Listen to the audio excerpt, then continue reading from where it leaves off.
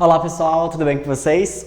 Sejam todos bem-vindos a mais um módulo do nosso curso Foco na Geral. E no módulo de hoje nós vamos trabalhar sobre os materiais, novamente, e a sua constituição.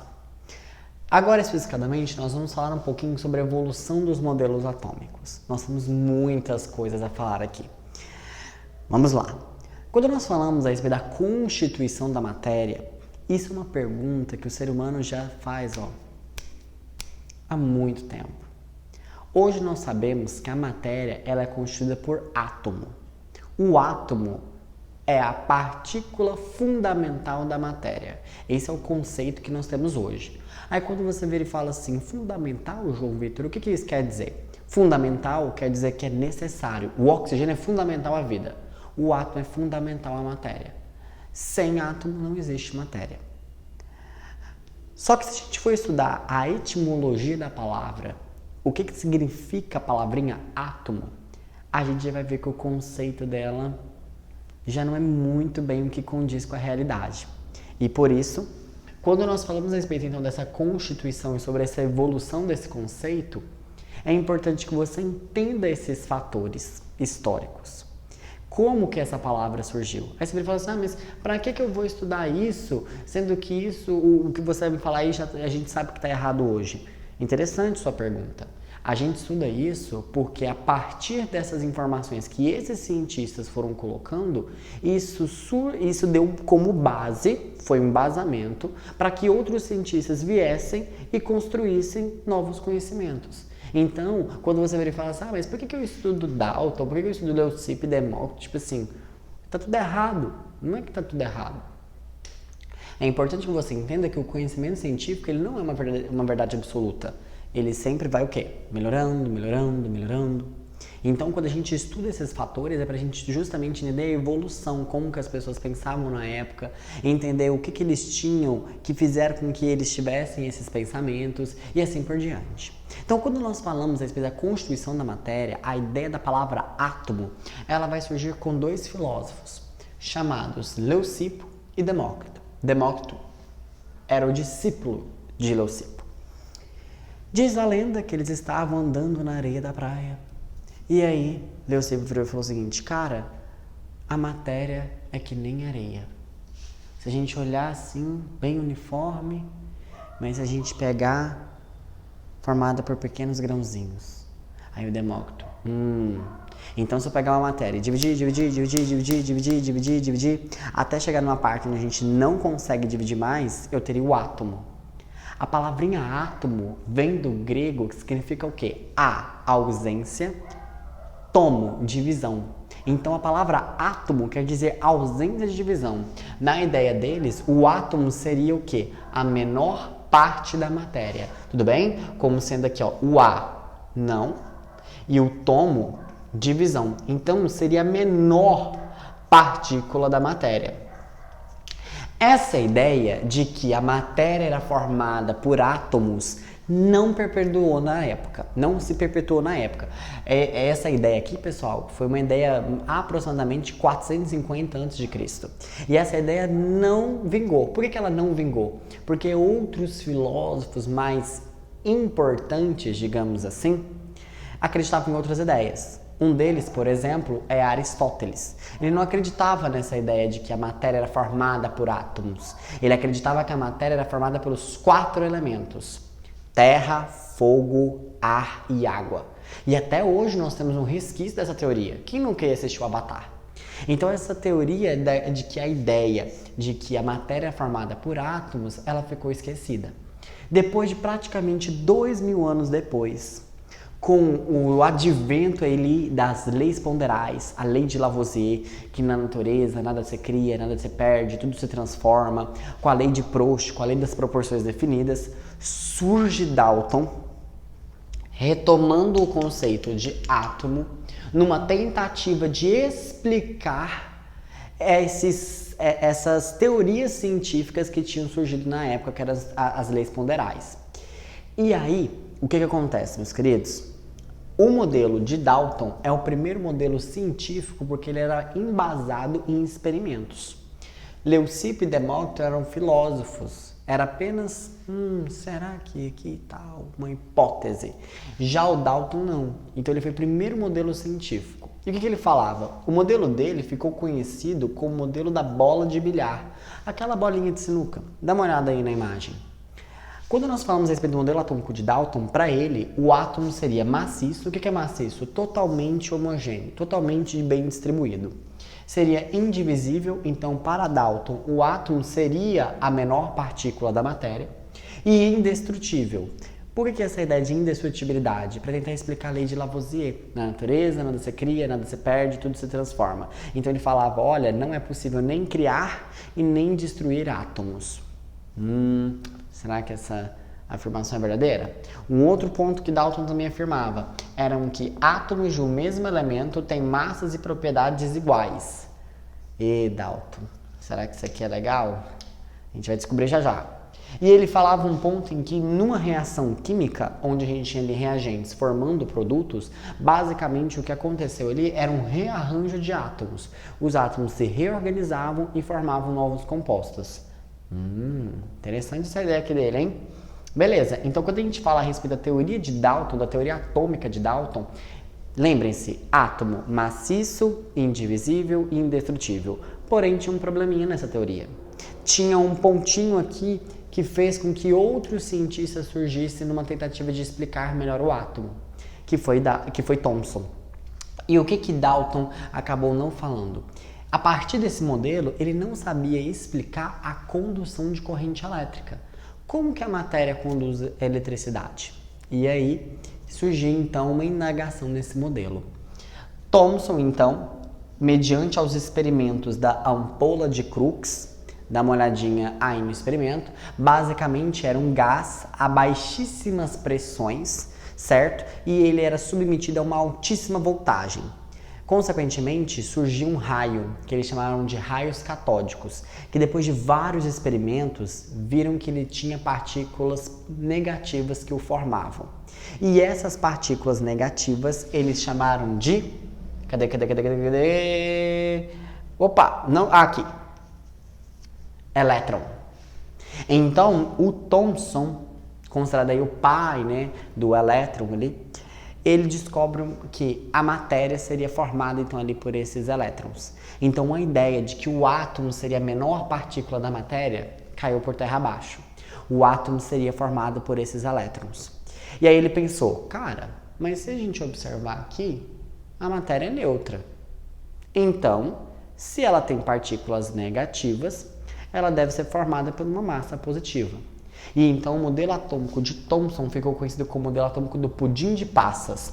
Na visão dele, o átomo seria uma esfera de massa homogênea. Então, na visão dele, todo o átomo ele não teria nenhum espaço vazio, ou seja, a ideia de maciço proposta por Dalton continuaria aqui. Então, a ideia de massa permaneceria homogêneo, tá?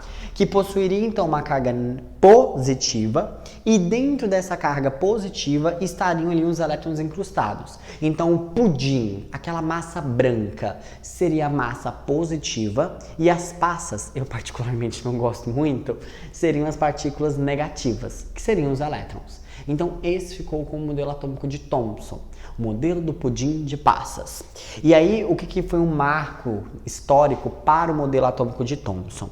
Foi a ideia dele aplicar a natureza elétrica para a matéria, então ele conseguiu explicar a eletricidade e ele foi o primeiro a falar sobre a divisibilidade do átomo.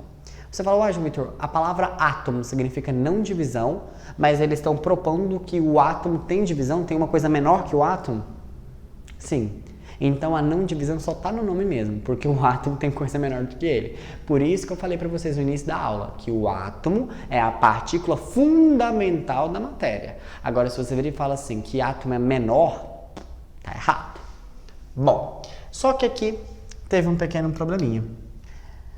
Um cientista chamado Rutherford, com o advento da radioatividade, ele faz um experimento na tentativa de comprovar essas ideias que Thomson tinha falado. Ou seja, a ideia de que o átomo seria então essa esfera maciça que tinha ali, ó, os elétrons incrustados, né?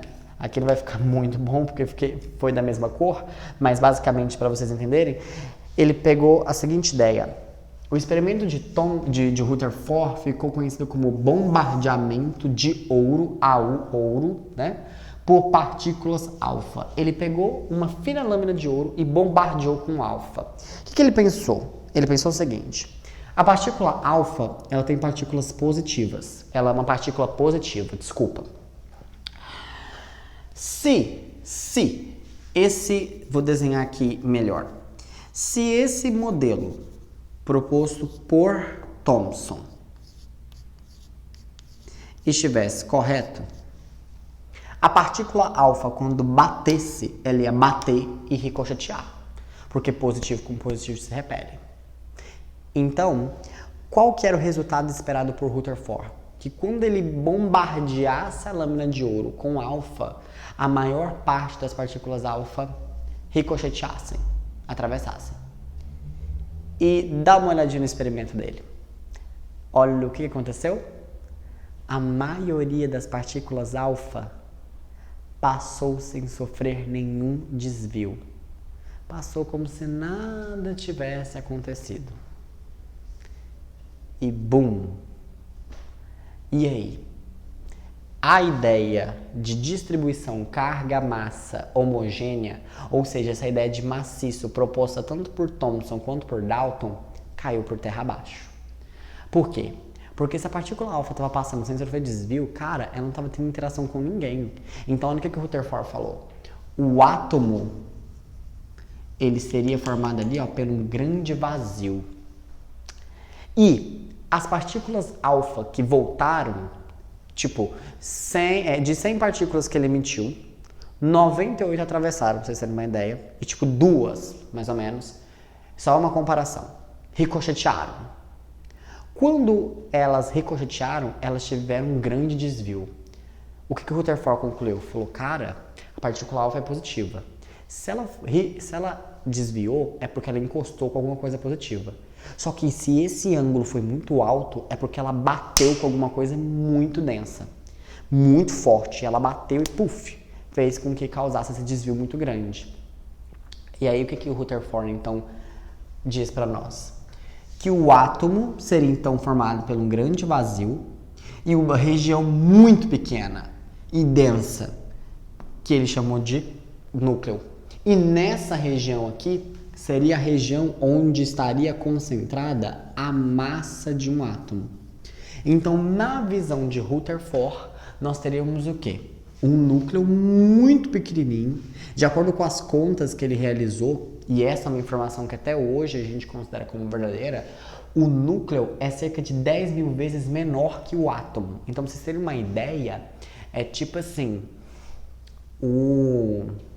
suponhamos que o núcleo tenha 1 metro. O núcleo tem 1 metro. O átomo tem que ter ali, ó, um tamanho de 10 quilômetros. 10 mil vezes maior. Olha, tipo, para vocês verem. Tem até uma comparação que alguns autores fazem, que é como se você colocasse uma bola de tênis no meio do estádio de Maracanã. O Maracanã seria o átomo e a bolinha seria o núcleo. Então, o núcleo é uma região muito, muito, muito pequena, porém extremamente densa, que é onde vai estar concentrada a massa. Então, o modelo atômico de Rutherford, ele teria ali, então, um núcleo e uma eletrosfera, onde estaria o elétron, certo? E aqui, ó, seria o espaço vazio, onde a alfa passou, ó, sem sofrer desvio. Então, o que o Rutherford mudou da ideia de Thomson? Para Rutherford, a distribuição carga-massa não é homogênea. E, pelo contrário, ela é heterogênea. Beleza. Só que tinha um problema. De acordo com a mecânica clássica, uma partícula negativa, qualquer partícula, uma partícula carregada em movimento, ela perde energia.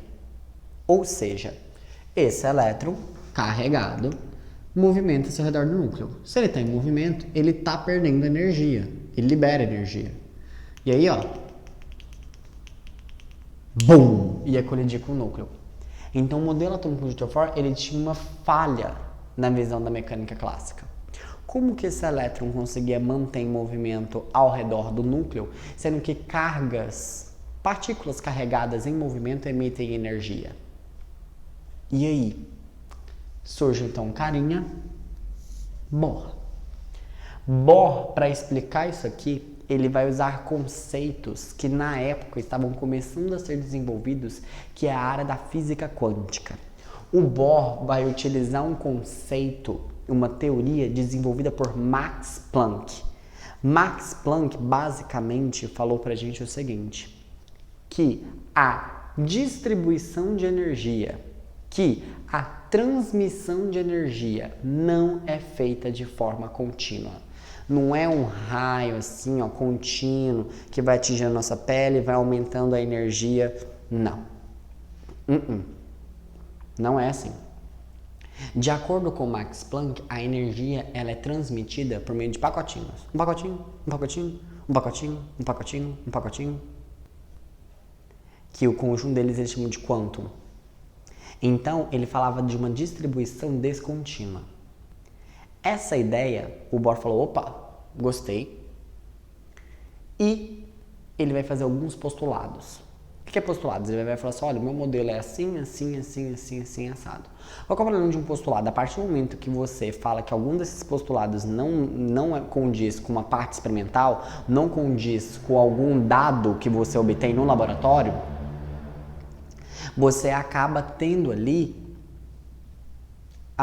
uma queda da sua teoria. Então, o que nós temos?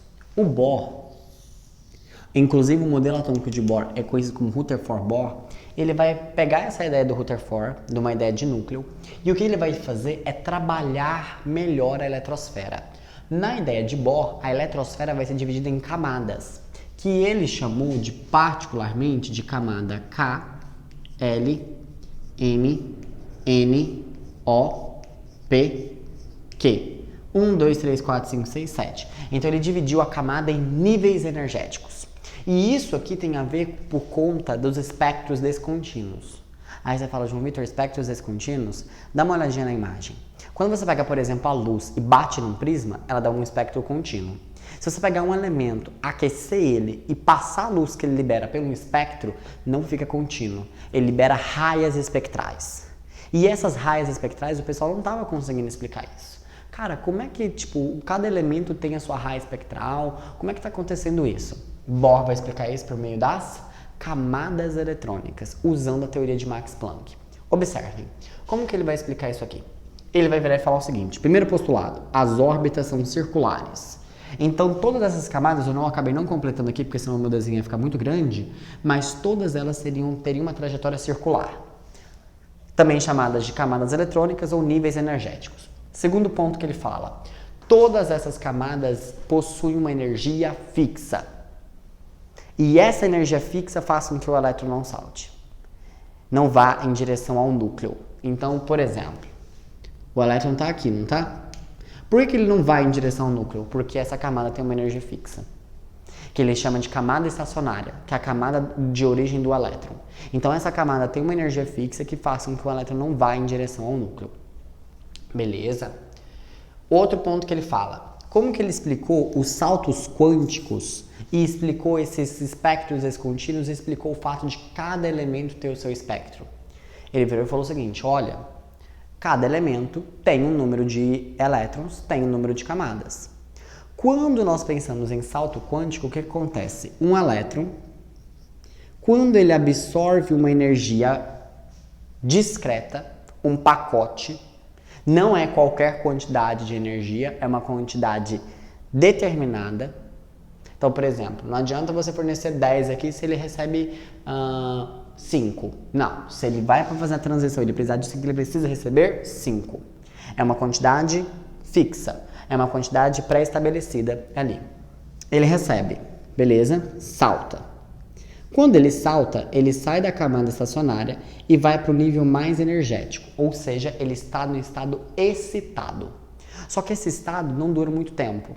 Logo, ele retorna para a camada de origem, para a camada estacionária. Quando ele retorna, ele libera essa energia que ele absorveu na forma de luz. na forma de onda eletromagnética. E como cada elemento vai ter uma transição eletrônica, porque é uma energia discreta, não é qualquer energia, depende da diferença dos níveis energéticos das camadas, eles vão liberar raias, luzes diferentes. Observem a imagem. Consequentemente, ele conseguiu explicar os espectros descontínuos dos elementos.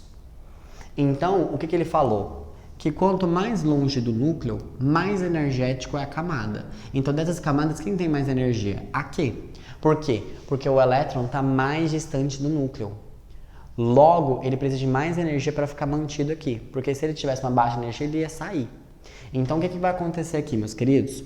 Como essa energia aumenta daqui para cá, a absorção de energia está ligada nesse processo. Então, o elétron vem, absorve, salta para camadas mais externas. Quando ele volta para o estado estacionário, ele emite essa energia na forma de luz. Quem aí nunca estava fazendo um miojão, alguma coisa assim, e aí a água caiu a água com sal, caiu na chama e ficou amarelo? Meus parabéns. Salto quântico, excitação eletrônica. Você tem lá íon sódio, que eles absorvem a energia na forma de calor, os elétrons saltam para camadas mais externas, voltam, e a hora que eles voltam, eles liberam na forma daquele alaranjado, daquele amarelado lá. É um bom exemplo de excitação eletrônica. Tintas neons, enfim, são excelentes exemplos. Só que tinha um probleminha, gente. Esses conjuntos de postulados que eu falei para vocês, de trajetórias circulares, de que cada camada tinha um nível, serviam somente para o átomo de hidrogênio. Aqui a gente está falando toda a parte teórica. Bohr propôs equações, enfim, e não dava certo para os outros elementos. E aí, o que aconteceu? Com o advento de espectrômetros mais avançados, que são esses equipamentos que conseguem emitir os espectros, eles começaram a ver o seguinte, por exemplo, tinha lá o vermelho, eles conseguiram aumentar a resolução e ver que lá dentro do vermelho tinha mais raias, dentro do próprio vermelho, ou seja, a emissão era muito mais específica do que imaginava. Dá uma olhadinha. E aí veio a pergunta, uai, mas peraí, não era só uma transição daqui para cá, agora como é que ficou tipo 3 transições? Aí Sommerfeld entra na parada e fala, cara, é porque além da trajetória circular, vai ter trajetórias elípticas, que aí ele chamou de subníveis, que dentro de um nível, dentro de cada nível teria os subníveis. Aí tem o subnível S, o subnível P, o subnível D, o subnível F. Começou isso aí. Depois, meus queridos, veio de Broglie falando da dualidade onda-partícula para o elétron. O elétron não seria uma partícula, o elétron não seria uma onda, ele seria dual. Então a ideia de representar o elétron como uma bolinha assim, ó, estava errado. Por quê? Porque o elétron ele estava apresentando características ondulatórias. Eles realizaram alguns experimentos e, por exemplo, o elétron sofreu difração. O que é difratar? Contornar um obstáculo. Observe a imagem. E isso aí é característica de ondas. E aí começou aquela dualidade. E, meu Deus, veio de Broglie e falou, cara, tá tudo tranquilo, o elétron é dual. Aí, depois disso, veio Rand. Rand não estava conseguindo determinar a posição e a velocidade do elétron com precisão. Até hoje a gente não consegue, que é o princípio da incerteza de Rand. Nós não conseguimos determinar a posição e a velocidade do elétron com exatidão. Aí, com um monte dessas coisas, onda-partícula, então tipo a ideia de nuvem eletrônica. A ideia de que a gente não consegue saber onde é que ele está, não consegue saber a posição e a velocidade dele ao mesmo tempo. Surge então Schrödinger, que é o modelo atômico atual. A gente sai da ideia de órbita, a gente sai dessa ideia e vem para orbital. Schrödinger desenvolve equações matemáticas que vão nos dar a região de maior probabilidade de se encontrar o elétron. Então você já deve ter ouvido aquela piadinha, o gato de Schrödinger, o elétron de Schrödinger. O que é isso? A gente acha que ele está lá, mas será que ele realmente está? Eis a pergunta. Então, quando você vê alguns memes de Schrödinger, espero que agora você entenda o que isso quer dizer. Porque o Schrödinger, a gente vai trabalhar com a ideia de orbital. Então, o modelo atômico atual que nós temos é um núcleo e orbitais. Esses orbitais são o que, pessoal? São regiões de maior probabilidade de se encontrar o elétron. Tudo bem? E aí, o que acontece? Resumindo, então, essas ideias. Então, observem. A gente sai de uma ideia de que o átomo seria a menor partícula da matéria e chegamos numa ideia hoje. O que vem a ser o átomo hoje? Né? O átomo ele é formado por duas regiões, núcleo e eletrosfera. O núcleo é onde está concentrada a massa de um átomo, é a região densa, muito pequena, igual Rutherford tinha concluído nos seus experimentos, tudo bem? Ali dentro, ele seria formado por partículas positivas, que eram os prótons.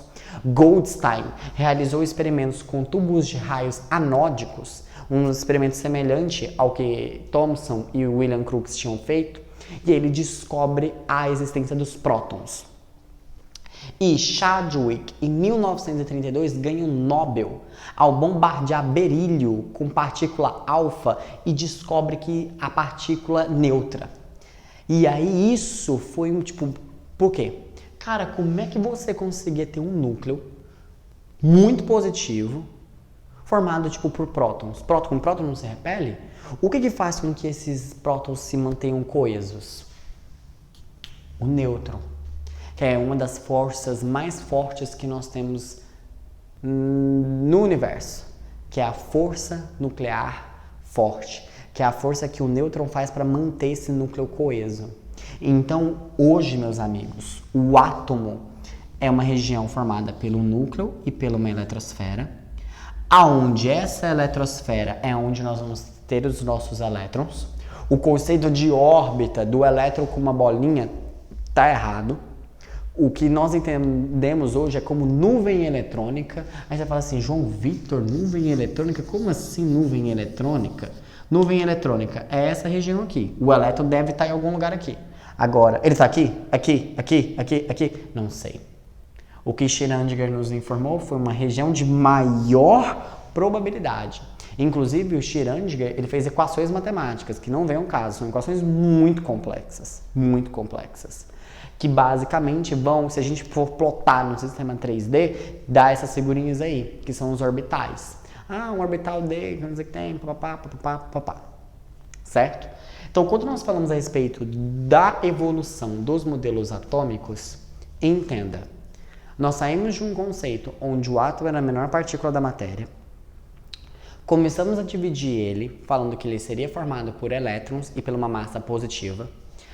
Depois entramos num conceito onde essa distribuição carga-massa não seria homogênea, e aí surge a ideia de um núcleo e uma eletrosfera, tudo bem?